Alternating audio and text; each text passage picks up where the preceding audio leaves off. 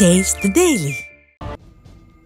தர்மபுரியில் மது அருந்துவது தொடர்பாக ஏற்பட்ட தகராறில் மூவர் சேர்ந்து கத்தியால் குத்தியதில் ஒருவர் காயமடைந்தார். குரும்பட்டி பகுதியில் விளையாட்டு உபகரணங்கள் கடை நடத்தி வரும் சின்னசாமி என்பவர் வழக்கம் போல அதே பகுதியில் உள்ள சிக்கன் கடையில் ஜெமினி, காளியப்பன், சின்னராஜ் ஆகியோருடன் சேர்ந்து மது அருந்தியுள்ளார். அப்போது மூவரின் டம்ளரில் இருந்த மதுவை சின்னசாமி பருகியதால் தகராறு ஏற்பட்டது. பின்னர் மூவரும் சேர்ந்து சின்னசாமியை கத்தியால் குத்தியுள்ளதாக கூறப்படுகிறது.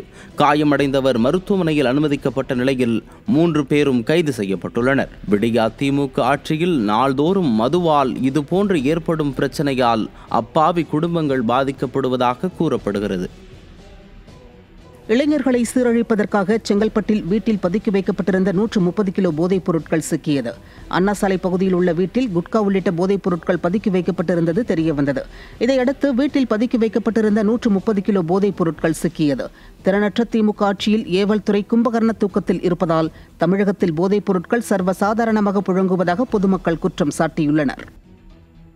காஞ்சிபுரம் மாவட்டம் குருவிமலை பகுதியில் இளைஞர்களின் வாழ்வை சீரழிக்க கஞ்சா விற்பனை செய்தவர் சிக்கினார். குருவிமலை பகுதியில் சட்டவிரோதமாக இளைஞர் கஞ்சா விற்பனை செய்தது தெரிய வந்தது. இதையடுத்து கஞ்சா விற்பனையில் ஈடுபட்ட அதே பகுதியைச் சேர்ந்த பரத் என்ற இளைஞர் பிடிபட்டார். பிடிபட்ட இளைஞரிடமிருந்த 1 கிலோ 300 கிராம் கஞ்சா சிக்கியது. திறனற்ற திமுக அரசு போதைப் பொருட்கள் விற்பனையை தடுக்க தவறியதால் தமிழகத்தில் திரும்பும் திசையெல்லாம் கஞ்சா விற்பனை நடைபெறுவதாக பொதுமக்கள் குற்றம் சாட்டியுள்ளனர்.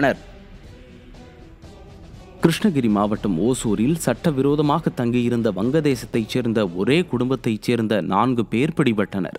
ஆவலப்பள்ளி பகுதியில் வசித்து வந்த இவர்கள் 2003இல் கொல்கத்தா வழியாக இந்தியாவிற்கு வந்து மும்பை, பெங்களூர் ஆகிய இடங்களில் தங்கிய பின் ஓசூரில் மீன் வியாபாரம் செய்து வந்தது தெரிய வந்தது. பாசர் முல்லா, அவரது மனைவி ரத்னா பேகம், மகன் அலிஜடார் முல்லா மற்றும் உறவினர் ஜமுகாத்தம் ஆகியோர் சிக்கினர். இத்தகைய சட்டவிரோத நடவடிக்கைகளை கண்காணிக்க தவறிய உளவுத்துறையையும் விடியா அரசின் காவல்துறையையும் பொதுமக்கள் குற்றம் சாட்டி வருகின்றனர். இளைஞர்களை சீரழிக்க திருப்பூர் மாவட்டம் ஊத்துக்குளி ரயில் நிலையம் அருகே கஞ்சா விற்பனை செய்த 2 பேர் சிக்கினர். தேனி மாவட்டம் கம்பம் பகுதியைச் சேர்ந்த நாகூர்கனி மற்றும் தாத்தப்பன்குளம் பகுதியைச் சேர்ந்த சகுபர் ஷாதிக் ஆகியோர் பிடிப்பட்ட நிலையில் அவர்கள் விற்பனைக்காக வைத்திருந்த சுமார் 6 கிலோ கஞ்சா பறிமுதல் செய்யப்பட்டது. நிர்வாகத்திறனற்ற ஸ்டாலின் ஆட்சியில் நாள்தோறும் அதிகரித்து வரும் கஞ்சா புழக்கத்தால் இளைஞர்களின் எதிர்காலம் சீரழிவதாக பொதுமக்கள் வேதனை தெரிவித்தனர். கள்ளக்குறிச்சி மாவட்டம் சங்கராபுரம் அருகே வயதான தம்பதியரை தாக்கி 200 சவரன் தங்க நகைகளை மர்ம நபர்கள் கொள்ளையடித்துள்ளனர். கடுவனூர் கிராமத்தைச் சேர்ந்த கேசரிவர்மன் என்பவரது வீட்டில் புகுந்த கொள்ளையர்கள் வீட்டில் இருந்த வயதான தம்பதியரை தாக்கி தனி அறையில் வைத்து பூட்டிவிட்டு 200 சவரன் தங்க நகைகளை கொள்ளையடித்து சென்றுள்ளனர்.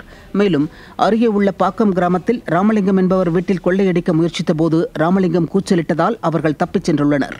விடியா ஸ்டாலின் ஆட்சியில் காவல்துறையினர் முறையாக ரோந்து பணிகளை மேற்கொள்ளாததால் கொள்ளை சம்பவங்கள் அதிகரித்துள்ளதாக பொதுமக்கள் குற்றம் சாட்டுகின்றனர்.